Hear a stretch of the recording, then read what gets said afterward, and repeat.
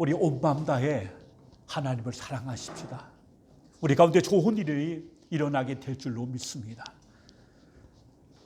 우리의 소망 가운데 하나는 언제나 싱그럽게 또 새롭게 사는 것입니다. 새해가 밝아온 지 오늘 17일입니다. 여러분, 얼마나 우리가 새롭게 되셨습니까? 혹 우리 가운데 2020년이 무의미하게 반복된 분은 한 분도 없으리라 믿습니다. 어떤 분들은 나이가 참 많으셔도 마치 늘 푸른 소나무처럼 청정하게 사는 분이 있는가 하면 어떤 사람은 젊은데도 불구하고 상늙은이처럼 사는 게도 얼마든지 있는 걸 볼 수 있습니다. 우리의 소원은 뭐냐? 과연 어떻게 살아야 과연 충만하게 인생을 살아갈 수 있을 것인가? 초대교회 아다나우시다는 교부는 그런 말을 했습니다. 인간의 충만함이 하나님의 영광이다. 뭐라고요? 인간의 충만함이 하나님의 영광이다. 참 귀한 말씀입니다. 우리가 이렇게 살기 위해서는 날마다 우리가 특별히 우리의 속사람이 새로워져야 될 줄로 믿습니다. 여러분, 또 우리가 처음 생각할 게 뭐냐? 우리 생각입니다. 생각. 어떻게 우리 생각이 새로워질 수 있을까? 생각은 왜 그렇습니까? 모든 것의 씨앗입니다. 씨앗이기 때문에 어떤 씨가 뿌려지는 따라서 정말 많은 게 달라지는 것처럼 우리의 생각이 참으로 중요합니다. 자, 그래서 오늘부터 3주에 걸쳐서 새롭게 하소서라는 주제를 가지고 함께 은혜를 나누기를 원합니다. 이를 위해서 먼저 우리의 생각이 바뀌어줘야 합니다. 한번 공동 생각해 보십시다. 여러분, 오늘 지금 생각 어떻습니까? 우리의 생각 이대로 괜찮습니까? 어떻게 하면 우리의 생각이 새로워질 수 있겠습니까? 운동선수들, 특별히 육상선수들은 오랫동안 1마일 1.6km를 4분대에 뛸 수 없다는 생각을 가지고 살았다고 합니다. 도저히 불가능하다. 만일 우리가 4분대를 통과하면 심장이 터질 수 있다, 파열될 수 있다, 그렇게 생각을 했다고 합니다. 그래서 일명 마의 4분벽이라고 불렀습니다. 그래서 아무도 이 4분대를 넘을 수 없다고 생각하는데 영국의 로저 베니스라는 사람이 마침내 그 4분대 벽을 넘었습니다. 그는 어떻게 하면 가능할까를 여러 가지 운동 방법을 받고 전략을 바꾸면서 끊임없이 몇 달을 노력을 쏟아부었는데 1954년 육상대회에서 드디어 그는 인류 최초로다가 4분대의 벽을 깬 사람이 되고 말았습니다. 어떻게 가능했을까요? 이 벽은 넘어갈 수 있다고 생각했습니다. 근데 놀라운 것은 말입니다. 그 후에 많은 세계 곳곳에서 수많은 육상 선수들이 4분대를 가뿐하게 넘었습니다. 베니스터는 여러 가지 계획을 세우고 방법을 바꿨지만 거의 대부분의 사람들은 바꾸지 않은 새 그냥 넘었어요. 뭐가 바뀌었습니까? 도저히 불가능하다는 이 마의 4분대를 넘을 수 있다는 생각, 그 자신감, 그것이 4분대 벽을 넘게 했던 것입니다. 바뀐 건 다 하나예요. 생각이 바뀌었습니다. 여러분, 이 사건이 우리에게 주는 메시지가 무엇입니까? 삶이 바뀌려면, 인생이 바뀌려면 뭘 바꿔야 한다? 생각을 바꿔야 한다는 것입니다. 왜 그렇습니까? 생각은 우리의 감정을 바꿔놓습니다. 생각은 우리의 감정뿐만 아니라 신체 반응까지도 전혀 다르게 반응하게 만듭니다. 여러분, 그렇지 않습니까? 우리가 육체는요, 우리 신체는 생각 따라 반응을 달리합니다. 기분 좋은 생각을 하면요, 마음이 가볍고 몸도 활력이 생기고 뭔가 신이 납니다. 근데 아주 무서운 생각을 하면은 우리가 긴장하게 되고 심장박도가 빨라집니다. 로맨틱한 생각을 하면은 느슨해지면서 우리가 쾌감을 느끼기도 합니다. 그래서 많은 선수들이 마인드 컨트롤이라고 하죠. 이 생각 훈련을 많이 합니다. 실제 어떤 경기에 나가지 어떤 사설을 쓰기 전에 이미 생각을 통해서 자기가 어떻게 하면은 그 자리에 서서 어떻게 성공적으로 그 일을 수행할 수 있게 돼서 미리 다 상상력, 생각의 훈련을 통해서 이미 컨트롤하는 거죠. 그렇게 무장하고 나와서 본선에 들면 얼마나 더 좋은 기록을 낼 수 있는 것. 이것은 이미 상식에 속하는 과학적 데이터가 되고 있는 것입니다.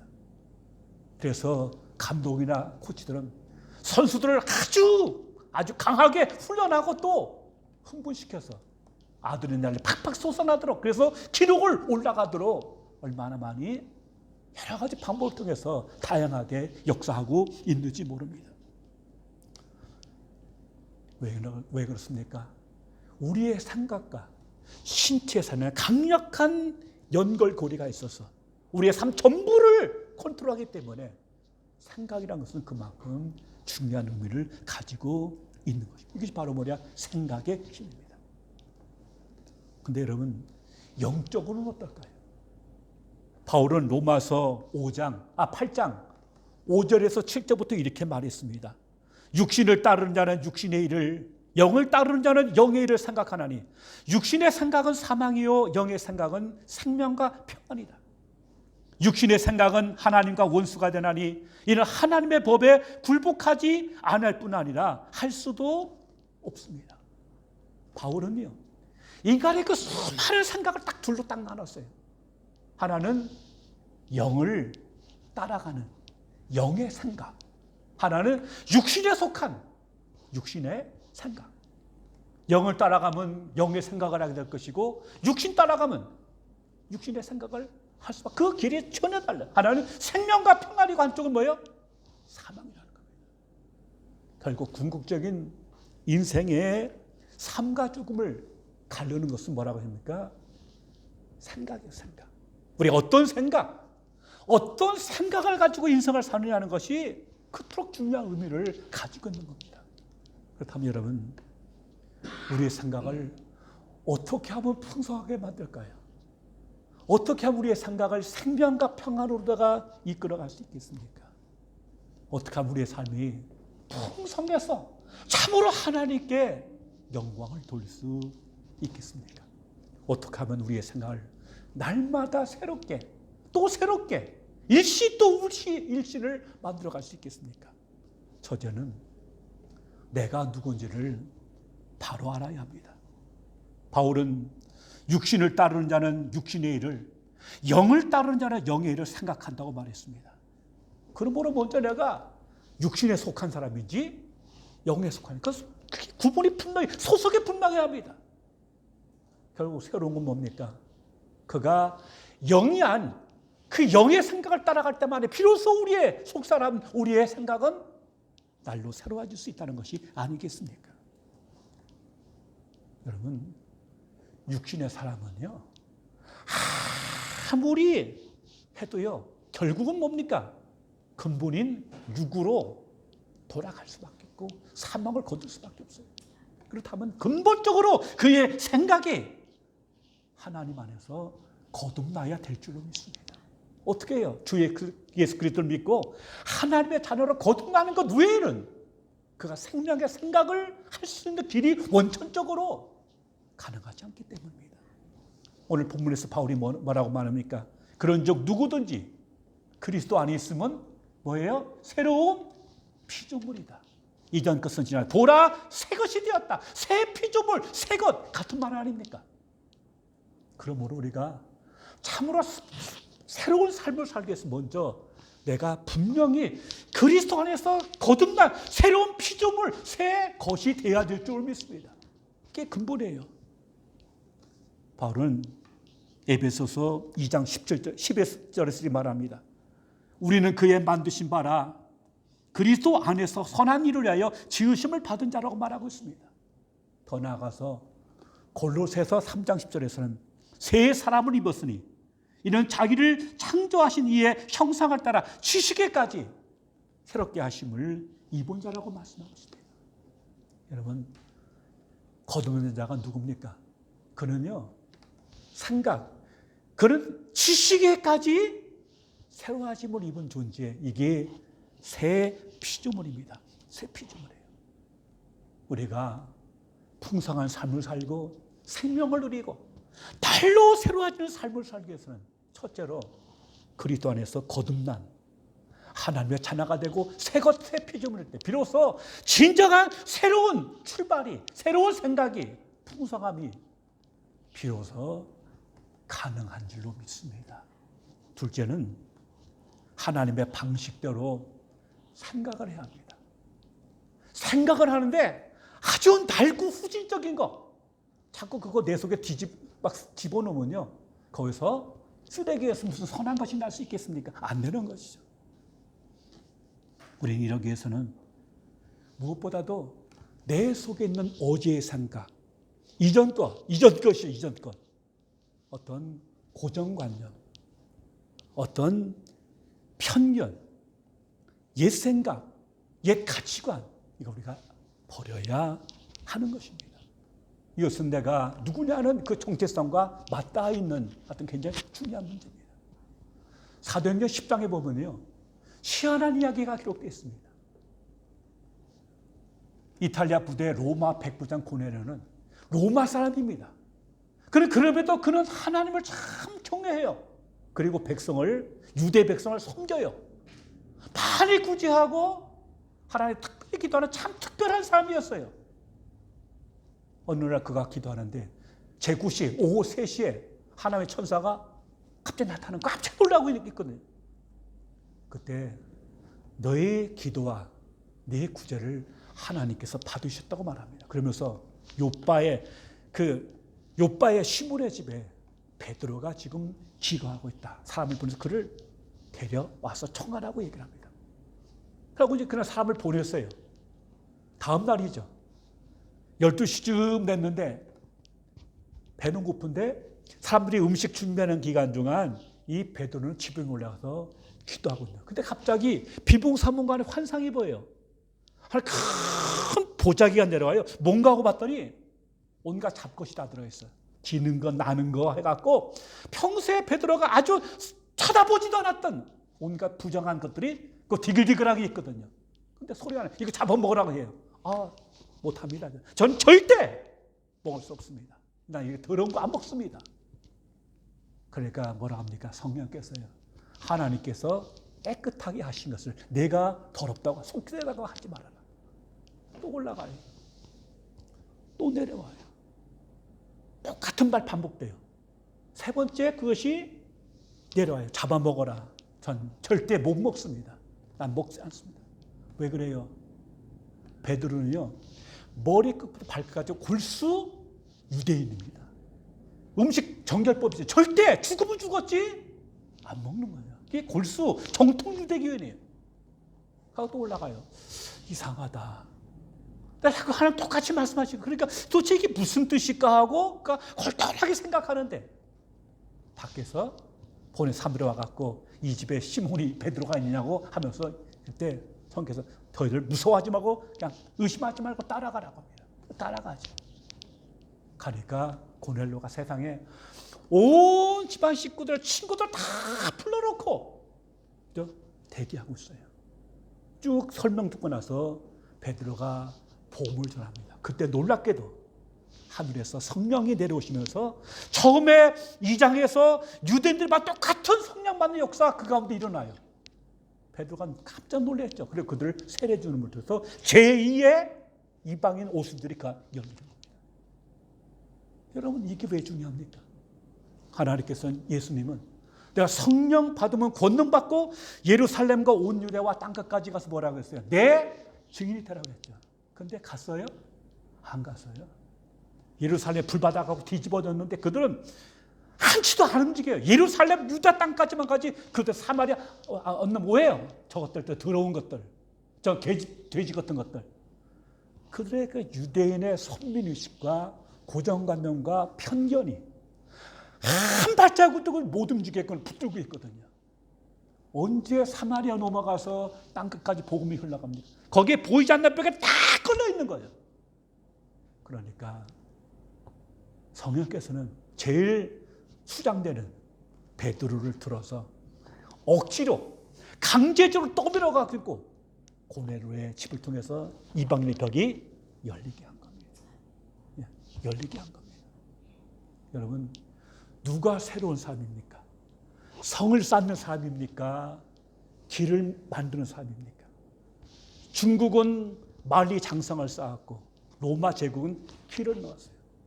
그래서 모든 길은 로마로 통했어요. 또 로마에서 세계로다가 뻗어나갔어요. 그래서 청년 왕국을 또 만들었어요. 여러분 어떻습니까? 길을 만드는 사람입니까? 아니면 담벼락을 쌓는 사람입니까?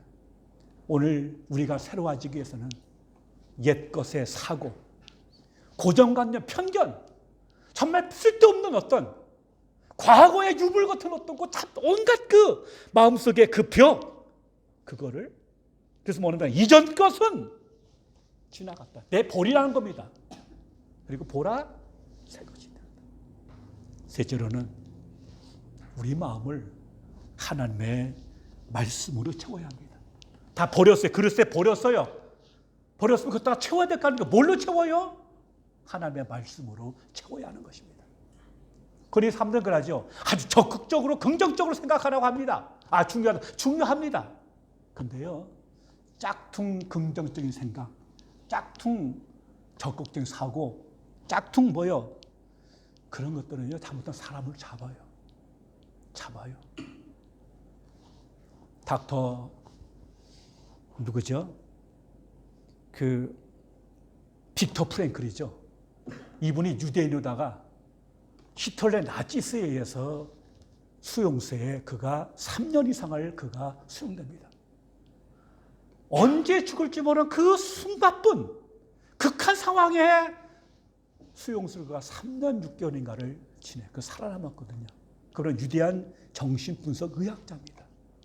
그가 쓴 죽음의 수용소 보면 이런 이야기를 합니다. 참 갑갑하죠. 언제 죽을지 모르잖아요. 타봤다 집어넣으면 가는 거니까. 그때 사람들이 무엇을 원할까요? 하루라도 빨리 이 지긋지긋한 나가는 거거든요. 근데 이게 아무 소식이 없어. 그때 사람들이 크리스마스가 되면, 새해가 되면 좋은 일이 있을 거라고 하는 체면을 스스로한테 건다는 거예요. 왜? 아무것도 붙들 게 없으니까. 그러니까 분명히 크리스마스 되면, 분명히 새해가 되면 좋은 일이 우리가 나가게 될 거라고 하는, 그러니까 낙관놀에 젖어서 손을 꼽아 그날을 기다리는 겁니다.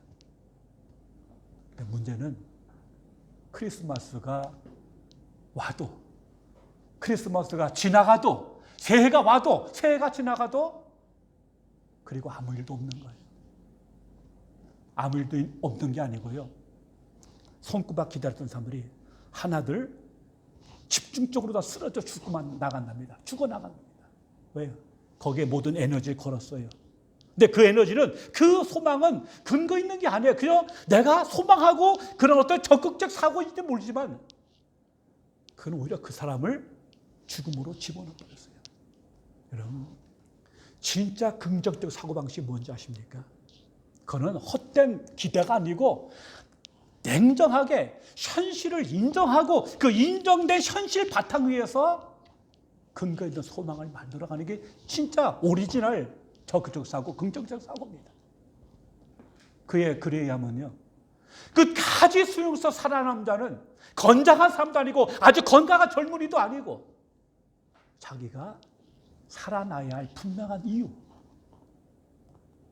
이유가 있는 사람, 그 사람들은 몸이 약하던 어떤 상관없이 그 죽음 같은 수용소를 끝까지 살아남아서 그 생존의 기쁨을 보았다고.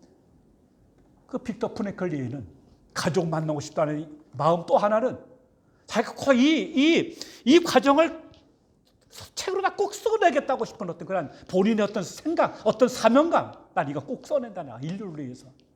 그 마음이 자기를 그 무수한 유기로부터 건져냈다고 그렇게 고백하고 있는 것입니다. 여러분, 중요한 건 뭐냐면 어떻게 우리 마음을, 우리의 생각을 변화시키냐. 가장 중요한 건 뭐냐? 말씀입니다. 말씀이에요. 말씀은 씨앗과 같다고 얘기했어요. 말은 씨앗입니다. 우리 마음밭에 내가 어떤 씨를 심느냐에 따라서 인생은 바뀌어져요. 절망과 좌절과 우울과 그 씨를 심느냐, 아니면 소망과 믿음과 사랑. 근데 정말 우리한테 믿음과 소망과 사랑이 준 씨앗이 뭡니까? 인간의 지식이 아니에요. 하나님의 말씀인 줄로 믿습니다. 말씀을 계속 집어넣어요. 말씀을 읽고 말씀을 기록하고 말씀의 뜻을 묵상하고, 제가 우리 교회 밴드에 매일같이 오늘의 만나는 것에 성경 4장을 제가 늘 기록하고 있는데 혹시 보셨습니까? 그거 보시고 꼭 읽으십시오. 최소한 그렇게 하면요 1년에 친구에 한 번 읽어요. 신약 2번 읽을 수 있어요. 그게 최소한 우리 영혼의 양식입니다. 그 말씀은 우리의 생각을 바꾸는 씨앗이에요. 말씀을 읽고 말씀을 기록하는 거 참 중요합니다. 우리가 매일같이 기록하고 있는데요. 말씀을 기록한 것이 정확하게 내 마음속에 박혀서 내 뇌리에 박혀서 신비의 세계에서 우리를 이끌어가는 힘이 능력이 되는 줄로 믿습니다. 말씀 묵상해야 되는 거예요.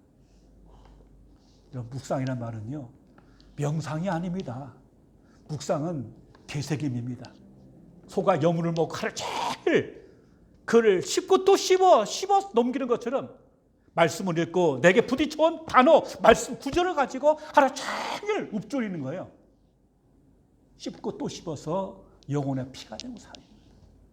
여러분, 뿌리 깊은 나무는 바람에 꺾이지 않습니다. 샘이 깊은 문은 가뭄에 마르지 않아요.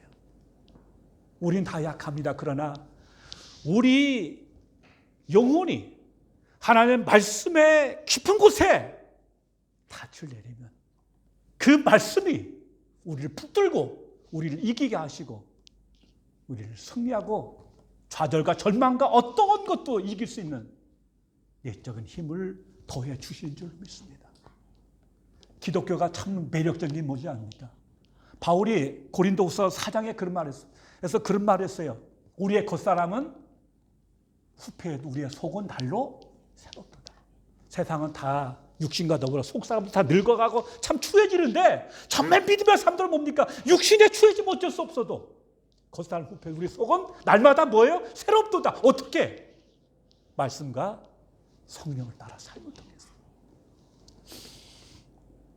여러분 누가 복 있는 삶입니까?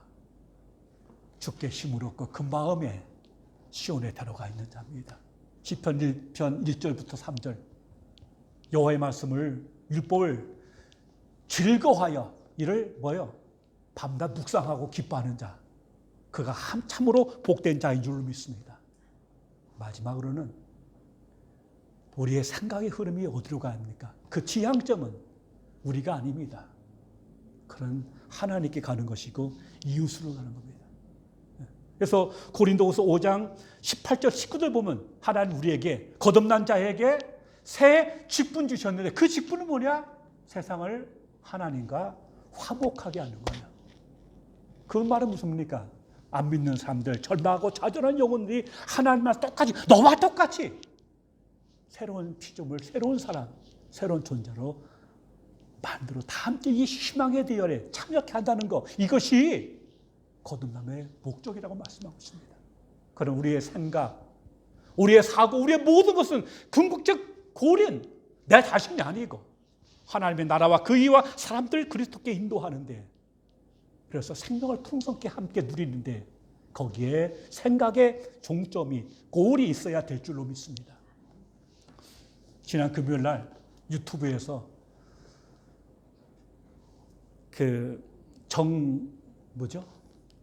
정태기 목사님 그 설교에서 참 은혜로운 간증을 받았어요. 어떤 동네에 한 아이가 있었는데 하루는 이 아이가 9살 때 동네 우물가를 지나가는데 우물가 어느 아낙네가 그 한마디 한 거예요. 쟤는 삐쩍 말라갖고 눈이 댕그르해갖고 참 보기 싫어. 근데 문제는 그 말이 그 아이의 귀에 들린 거예요. 쟤는 삐쩍 말라갖고 눈이 뜨그르하고 아이 보기 싫어. 그게 그 말 듣는 순간 얘가 기가 팍 죽어버렸어요. 그게 마음에 확 꽂혔어요.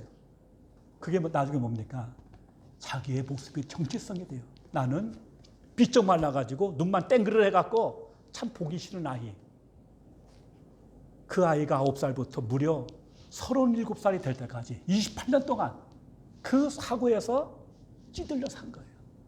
근데 그 집은 참 괜찮은 집안이었다고 합니다. 6.25 남북 한국 전쟁 전에 미국에 유학을 보낼 정도가 좀 있는 집안이었는 모양입니다. 근데 한국에서 신학하고 미국 피츠버그 대학교 갔는데 남들이 5년, 6년이면 끝나는 학위를 13년이 되도록 못 끊는. 그래서 2만 명 그 피츠버그 대학 중에서 가장 유명한 사람이요. 정말 불쌍한 동양 아이. 남들 하는 건 13년 되도록 학위도 못 따고 남들과 말도 뭐 여자는 뭐 얼굴도 못 보고 남자끼리도 정상적인 대인관계 하지 못하는 아주 찌질한 아이다가 소문이 났다고 합니다. 대책 없는 아이야. 근데 그 학교에서 정말 믿음 좋은 여학생 6명이 있었답니다. 그들은 그리스도인이었습니다. 일주일에 한 번씩 모여서 그들은 정말 학교에서 간절히 중보하는 기도를 하고 있었는데 한 애가 그랬답니다. 그 중에 우리가 저 학생 위해서 기도해야 되지 않겠느냐. 또 기도했어요. 그러니까 스티브라는 한 미국명을 갖고 있었는데 한 2달 하다가 그랬답니다. 어느 또 학생이 우리가 기도만 할 게 아니고 저 학생의 좋은 점이 뭔가를 한번 찾아보자. 좋다 하고 또 2달 기도한 거예요. 그리고 나서 또 한 아이가 말합니다. 우리가 기도만 하지 말고 저 학생한테 저가 어떤 점이 좋은지를 한번 말해주면 어떨까? 좋지. 그래갖고 그 여학생 6명이 그 스티브를 품고서 계속 몇 달을 기도하며 마음에 사랑이 생기지 않았겠습니까? 그날도 식당에서 혼자 쭈그리고 앉아가 혼자 밥 먹고 있는 한테 가서 아이 하면서 가갖고는 깜짝 놀랐죠. 그러면서 우리가 너를 지켜봤는데 너는 이게 참 좋더라. 한꺼번에 간 게 아니고 하루는 이 사람 다음날은 6명이 돌아가면서 그 37살 총각한테 처음에 그게 너무 놀라가고 받아들이지 않잖아요. 근데 이걸 계속 3개월을 했답니다. 하루는 금요일날 오후에 그 6명 중 1명과 함께 2시간 이상을 벤치에서 함께 얘기하다가 혼자 남자 기숙사 방에 들어왔답니다. 현관에 대형 거울이 있었답니다. 참으로다가 이 스티브라는 학생이 거울을 본 거예요. 깜짝 놀랐대요. 거기 보니까 삐쩍 마르고 눈만 덩그래갖고 보기 싫은 못생긴 사람이 아니고 1m 84의 훤칠한 키에 이목구비가 뚜렷한 정말 잘생긴 청년이 거울 속에 있더라고요. 너무 놀랐어요. 그걸 보면서 이 청년은 통곡을 했답니다. 그걸 만지보면서 그러면서 억울하고 푸네. 왜? 그 아줌마 한마디 때문에 28년 동안을 나는 못생기고 피만 삐쩍 말라갖고 그냥 눈만 땡그란 보기 싫은 그런 그 이미지였는데 그날 거울에서 진짜 자기를 찾은 거예요. 자기를 발견한 거예요. 이미 그 속에 너무너무 결국 2년 후에 그는 39살 되던 해에 결혼을 했는데 6명 중에 한 아이와 한 여학생을 결혼했고요. 학위를 마치고 1961년도에 한국에 들어와서 교수를 했답니다. 정태기 교수님이 그분의 실명을 얘기 안 해갖고 잘 아쉬운데요. 연세대 김영석 교수와 쌍벽을 이는. 그래서 워낙 인기가 있어갖고 대통령이 직접 그분한테 부탁해서 KBS에 나와서 국민 대특강을 할 정도다가 탁월한 그런 분으로다가 사실 한 분을 얘기하는 거예요. 여러분, 우리가 새로워진다는 게 뭡니까? 잘못 살아온 내 인생, 잘못 생각한 내 정체성, 내 뭔가 정말 주께서 기뻐하지 않는 다른 걸로 씌워진 내 모습, 왜곡된 모습 벗겨버리고 이전 것은 지나갔으니 보라 새 것이 되었도다. 생각에서부터. 오늘은 생각만 말씀드립니다. 생각에서부터 이전 것은 지나갔으니 보라 새 것이 되었도다. 제가 처음에 말씀드렸어요. 아타나시우스 교부는 인간의 풍성함이 하나님의 영광이다. 여러분, 우리 하나님 어떤 분입니까? 슬퍼하는 자로 기쁨의 옷을 띠고 우리를 춤추게 하시는 분인 줄로 믿습니다. 아멘. 에스겔서 37장을 보면요, 하나님 어떤 분이야? 이스라엘을 무덤에서 끌어내신 분이야. 무덤에서 끌어내신 분. 하나의 민족을, 각 개인을, 우리의 가정을, 우리의 교회를, 우리의 시대를, 소망 없는 무덤 속에 있는 그 영혼들을 끄집어내서 우리로 살리시는 하나님. 우리를 세우신 하나님, 우리로 춤추게 하신 하나님, 이게 우리 하나님인 줄 믿습니다. 주님은 요한복음 10장 10절에서 이렇게 말씀했습니다. 도적이 오는 것은 도둑질하고 죽이고 멸망시키는 것뿐이고 내가 온 것은 양으로 생명을 얻게 하고 더 풍성하게 얻게 하려는 것이라. 여러분, 진짜 행복은 행복 자체가 아니고요, 행복 자체를 추구하면 망하고요, 나보다 더 큰 가치, 더 큰 목적, 더 큰 의미, 하나님과 이웃을 향해서 우리가 섬길 때, 그때 위로부터 부어지는 행복이, 그것이 선물이 진정 행복이고 기쁨이고 축복이고 인생의 풍성함인 줄 믿습니다. 이전 것은 지나갔으니 보라 새 것이 되었도다. 기도하겠습니다. 아버지 하나님, 감사합니다. 2021년을 살면서 2020년을 계속하지 않게 하시고 우리의 생각이 새로워지고 이전 것은 지나갔으니 보라 새 것이 되었다고 고백하며 생명의 풍성함을 누릴 수 있는 우리 모두가 되게 하여 주시옵소서. 예수님 이름으로 기도하옵나이다. 아멘.